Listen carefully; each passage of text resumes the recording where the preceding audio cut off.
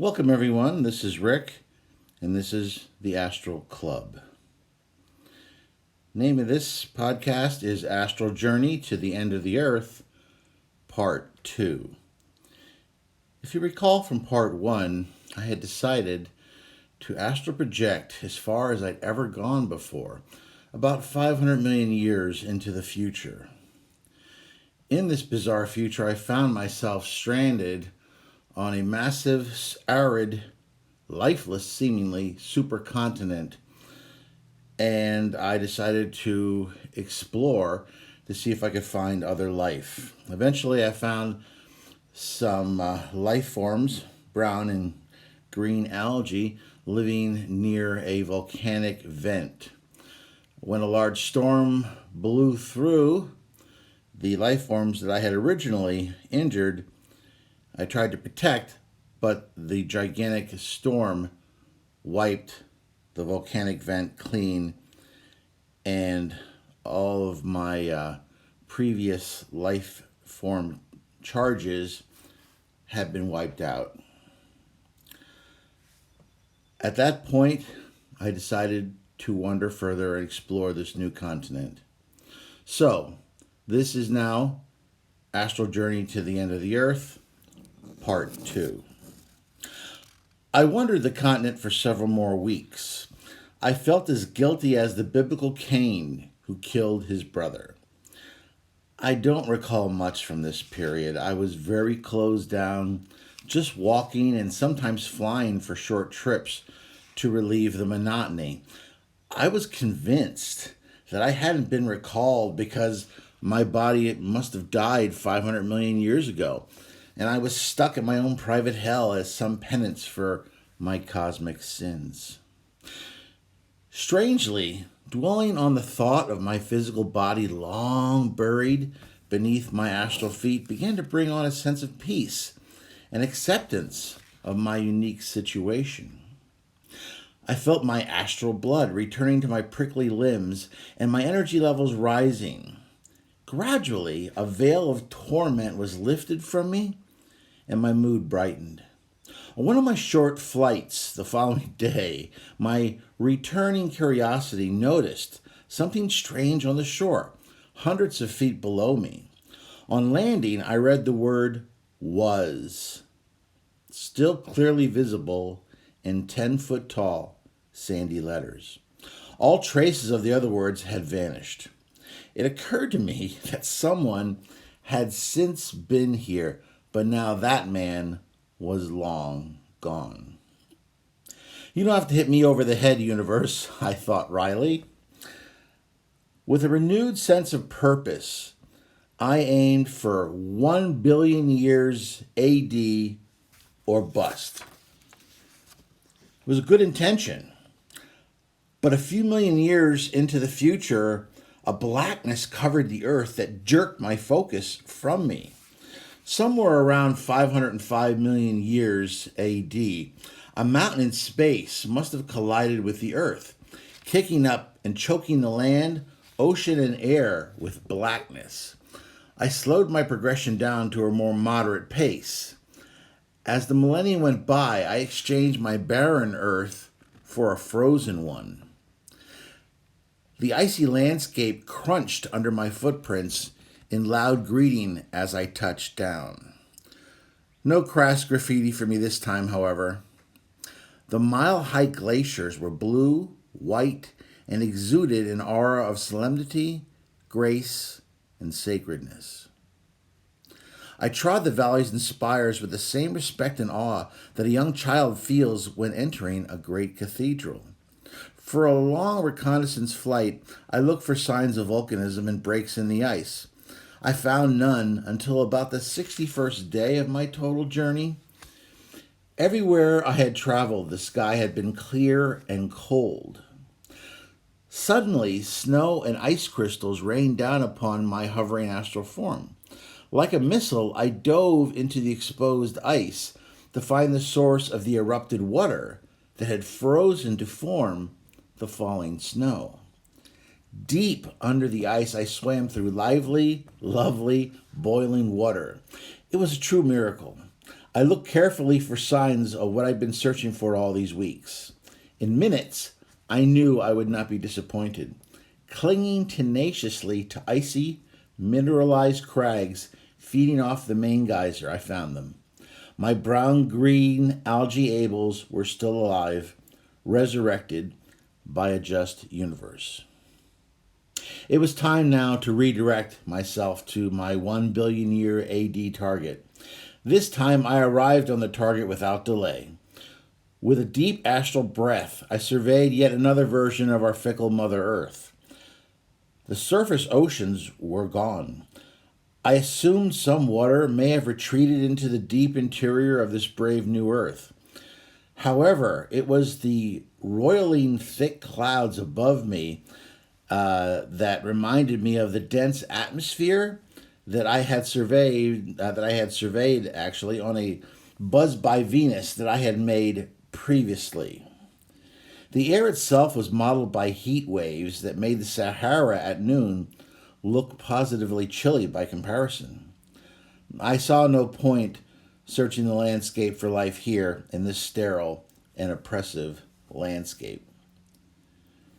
I served my time in hell, I thought, so it was now time to move on. My basic target now was between 1 and 7 billion years AD. I pushed forward blindly, letting the billions of years roll by freely. I stopped at random times and places just for a check. The thick clouds now had vanished, and I suspect most of Earth's atmosphere as well. There was no breeze, no movement. All was the silence and deep permanence of the grave. I could see innumerable stars in the sky now, day and night, but they had lost their twinkle. For me, though, they had lost much more than that. They'd lost their magic.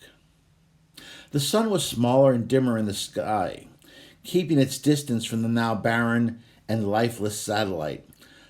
I don't normally wax anthropomorphic, but it seemed to me that Mother Earth deserved better than to die alone after being a fertile home for so many life forms over its long history. For the next 30 days, and this is my subjective experience, I gradually, slowly moved forward in time more billions of years. The Earth didn't change greatly now as I traveled in time, but the moon shrank by a third in the sky above. Our sun went through a series of violent convulsions as I progressed forward toward closer and closer to the end of time. I didn't become overly concerned about the periodic solar fluctuations, though, until I witnessed Old Sol growing steadily larger, redder, and angrier in the sky. Every astral bone in my body cried out for me to flee and escape the oncoming apocalypse. It was only my innate pig-headed nature and my sense of what was right that enabled me to stay with the planet. In a flash of searing light, the surrounding earth was torn asunder, burnt, and destroyed utterly. Only I, the adrift astral wanderer, remained as a silent witness to the end of the late great planet Earth. Mercifully, a remote signal popped up on my long unused astral radar screen. I latched onto the beam as tightly as a drowning man clutches a thrown life preserver. I awoke at my home in the 21st century in bed. My alarm clock told me that no more than 21 minutes had transpired since the beginning of my journey of distant time discovery. I later figured out that I had been out of my body subjectively, in my experience, for somewhere around 3 months, but that is only an estimate. Peering out of my back window, I surveyed a suburban development in early spring. Surely there is nothing special here to comment on. After my epic journey, I mused silently. I opened the window a crack to smell the clean, sharp air rushing inside. I detected a hint of ozone from a recently ended misting rain. The birds chirped contentedly in the neighborhood trees. I stayed by the window longer than I had for some time. And that was the conclusion of my journey to the end of the earth. I have a special added journey that I'd like to discuss with you since we have some time left. This resulted during an astral projection where I asked if I had had any previous alien lifetimes. And this was the result. I was shown a lifetime where I existed as a life form on an alien world. And I was allowed the interesting position of not only being that life form, but being able to watch it from my present perspective. It was a very strange dual type observation, and I'm going to try to review it now for you. Originally, I had a much more grandiose name for it, but when I wrote it down and showed it to my daughter, she called it Daddy Butterfly. So that's the title that I'm going to use. After I left my physical body last night, I decided to find out if I ever had a non-Earth incarnation. After a period of blackness, I found myself in the body of what might be best described as a giant butterfly. Surrounding me high over deep canyons were a swarm of my brothers. We were approximately 3.5 to 4 feet long, with wingspans about twice that size. I say brothers because I could tell by the smell of the pheromones that there were no females in our immediate soaring group. They were, however, somewhere close by, watching us.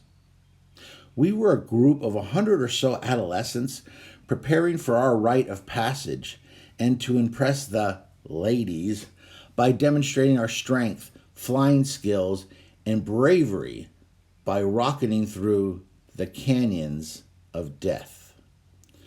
Those that survived would become mature swarm members and would then join the females to mate. Our tribe was self-aware and intelligent, but we had no tools or indeed anything like opposable thumbs. Our people were probably on par with primitive man before he harnessed fire. We didn't have any elected leaders. Rather, the older and more experienced adults led us through scent trails to where large flowering plants were during the time when they were ripe and full of sweet nectar. Our world was full of jungles with many delicate, lovely, and juicy plants. Of course, the canyons of the high plateau were much different. They were devoid of any succulent plants, having only life forms that we might compare to earth moss and lichens. High winds whipped through these crags, cold in the dim times of the year and warm in the bright days. Now the winds were changing from cold to warm, and the temperature fluctuations caused whirlwinds to form spontaneously and to dissipate just as quickly. As we hovered above, waiting for the first to begin his steep dive into the dark, windswept chasm, I felt a sense of awe, excitement, and a very real undercurrent of fear. For it wasn't just the breakneck speed dive that I and the others feared. It was the death suckers and their webbed snares spun haphazardly throughout the canyon system. These web spinners were spider-like, larger than us, and fed off my kind just as earth arachnids do now. They were normally solitary hunters found throughout the world, but during this time of the year, they came together to feast during our adolescent trials. The first 3 brothers went into their steep dives, and I and several others folded in our wings and dove, forming up behind them. The trick to surviving the dive, I knew, was to fly at maximum speed. At that blinding pace, the webs were easily broken. Go too fast, and you'd tear a wing and crash and crumple on the rocky floor. Too slow, and you'd become caught in the deadly webs. Everyone knew once you became ensnared, you never rejoined the tribe. The lead brother ripped through the white webbing with ease, and I rejoiced for him. The second was close on his tail and succeeded as well. I was only a few seconds behind my third tribesman when disaster struck. One of the death suckers had crawled onto the web mid-span and reared its hideous legs up menacingly. My tribesman cut his speed in fear and tried to pull up, but he was going much too fast. He blundered into the web and became stuck. My body struck his a split second later. My last sight was of the death sucker sinking its fangs into my battered torso.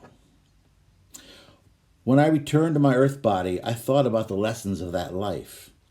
Our tribe was simple and uncomplicated, but we functioned as a unit that depended and worked together.